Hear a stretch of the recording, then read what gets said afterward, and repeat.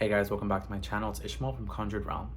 In today's video, I want to talk to you guys about SPs.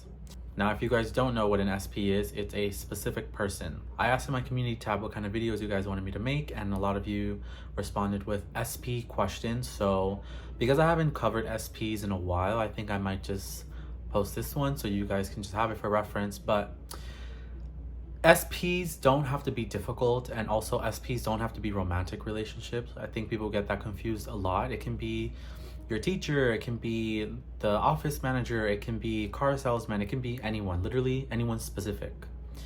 Or it can be your romantic partner that you want to manifest. So whenever you hear SP, that is what we are referring to.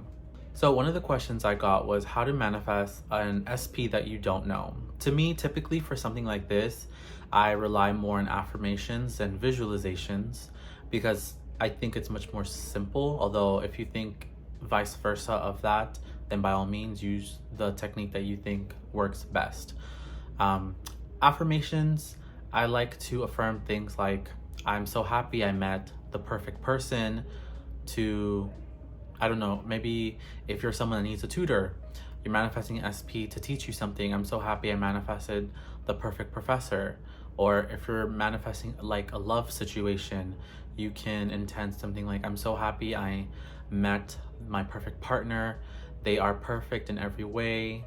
We communicate effectively, easily. We're in a harmonious relationship. Everything about our relationship is extravagant and amazing and loving and loyal. They get me, they understand me. You know, you can write down or affirm all the qualities in this person that you want, and you just affirm and repeat these affirmations until it happens. Now, the part where people go wrong is they like to affirm for these things and then immediately look out into the 3D to see if it's already happened. The reason why this is wrong is because you cannot look for something you already have. And as tempting as it may be to use a technique and look out into the 3D, that is the exact same why a lot of you don't have your desires, because you're insinuating that you're looking for something because you don't have it. You don't look for something you have. Your cell phone that you use on a daily basis, would you be looking for it if you knew exactly where it was? Obviously you wouldn't. So this is the same case when it comes to an SP situation. People love to use all these techniques and hop from coach to coach only to manifest or make intentions to get something. I want you to understand that you're not affirming, visualizing, or scripting to get something. You are doing these things to remind yourself what you already have. So the less you can seek validation out in the 3D and seek more validation within in your 4D, then you will speed up this manifestation process by a lot, because you're showing that you already have this thing. And when the 3D updates, it's going to include what you already feel inside, or not feel, but what you see and perceive on the inside.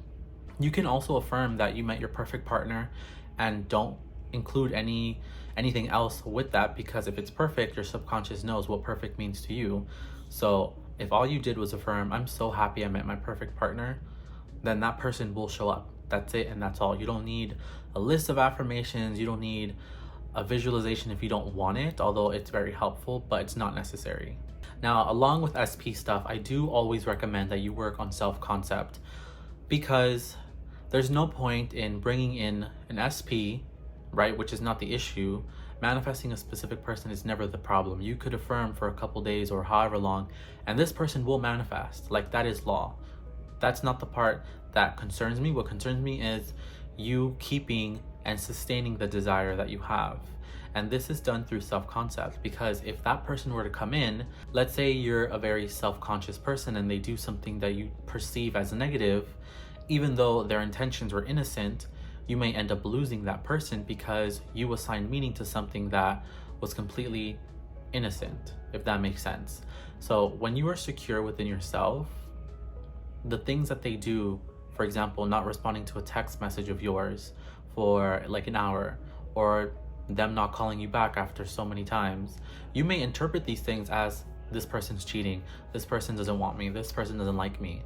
But if you had a high self-concept, because you understood that you're always chosen, prioritized, and pursued, these thoughts don't come up as easily in your relationships. Thus, you keep your SP for however long you want. And so if all you did, for example, self-concept affirmations, and you were looking to bring back an ex, you wouldn't need any affirmations for the ex for them to come back. I have several clients where all they've done is self-concept, and those people just come back naturally. Because since everyone is you pushed out, once you start to shift the way you perceive yourself, now everyone else outside in the 3D has to do the same.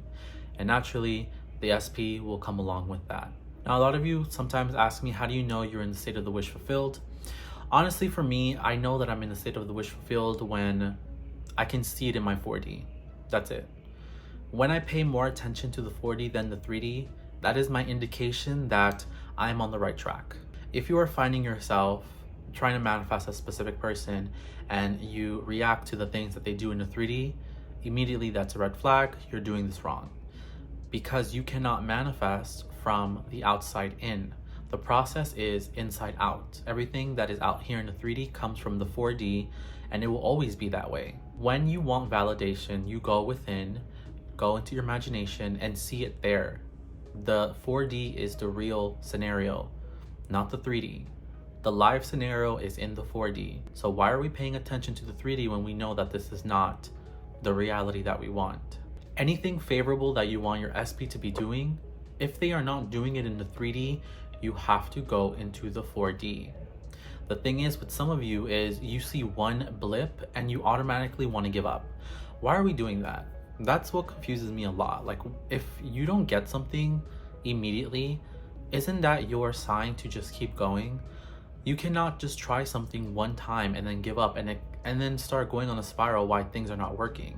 It's not working because you're not putting in the effort. You get so caught up on one thing and you think that it's not working. First of all, it's not working because you're assigning that meaning. And second of all, it is working because just you saying it's not working, it's working.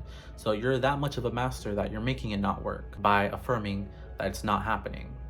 So let's get that out of our minds and understand that everything we perceive or anything that we put our attention to is coming into fruition because we give it that power, we give it that attention and focus to make it come alive. For me, when I need to manifest anything, if I can literally just see it in my mind or if I can affirm it, it's already real. Now, I'm not saying that you won't ever waver because it's very natural for the process, but you have to understand that even though feelings of doubt come up, that doesn't give you the excuse to automatically give up and claim that it's not working for you. No. In the beginning, when you waver, it is natural because your body is not used to these thoughts. But you can feel that way and still get your manifestation. I've done it a million times. I felt doubtful, I wavered, but at the end of the day, I'd never assigned the meaning that because I feel like this is not gonna work, it's not gonna work, right? You have to understand that feelings don't manifest. You can feel how you wanna feel, allow those feelings to pass, but the mind does not get to join the party. You do not get to agree with how your body is feeling. Allow the emotions to pass and then move on, right? Don't suppress your emotions when it's not necessary to the process. And then on the other hand, you have some people who make it much more difficult than it needs to be because it's this simple. People think that it has to be so much more difficult for you to manifest when honestly, once I understood the grasp of how to manifest, I was so mad that it was always this easy all this time, but we as people choose to make it much more difficult because we have a negative self-concept or, it's never been done this easy before. When in fact, we've always been manifesting everything our whole lives. When you see an unfavorable circumstance moving forward, the thing that you should always be doing is you look at the 3D circumstance, you pause for a second, right? Don't automatically go to making it a negative meaning because once you do that, you're in red flag zone, you're doing it wrong. If you had an internal buzzer, it would be going off the minute you start focusing on the 3D if it's not what you want, okay? If it's not what you want in the 3D, you go into your imagination. How does the imagination look versus how it looks in the 3D? The one you should be paying attention to is the one in the 4D because that is the real version. Stop worrying about the 3D if it's not what you want. Understand that when you give it its attention, your subconscious thinks you want more of that. You are paying with your attention, with your focus to keep it here. That's what I'm saying. The 3D does not matter. If you can see it favorably in the 4D, your mind, your imagination, or you can affirm for it how you want it to be, the 3D has nothing over you. A lot of you want to just spiral and make it harder on yourself when it's not necessary, because everything comes from the 4D. Understand that 4D is step 1, 3D is step 2. I need you guys to write that down somewhere. 4D step 1, step 2 is the 3D, and everything that has to orchestrate to make that happen for you will happen in the middle. Understand that we don't touch the middle or the how, right? That's none of our business. We allow our subconscious to take care of that. But 4D is step 1, 3D is step 2. 4D is step 1, 3D is step 2. Don't pay attention to the 3D if it's not what you want. If you feel like it's not working, guess what? Allow yourself to have those emotions and tell yourself that I can feel this way, but I'm still getting what I want. It doesn't matter. I can feel like I'm wavering, but I can see it differently in my 4D. My 3D looks this way, but in my 4D, I see what I want. I see my SP and me talking. I see me and my SP having consistent communication. So let me focus more on that than what I'm seeing in the 3D, because I know eventually what's in the 4D has to come out into the 3D. And that is how you minimize the wavering. Now, if wavering does happen, like I said, just rinse and repeat these steps. And I hope that helped you guys. These are a few of my tips on manifesting SPs, how to keep SPs, what to do when you're wavering. If you guys have any questions, please leave them down below.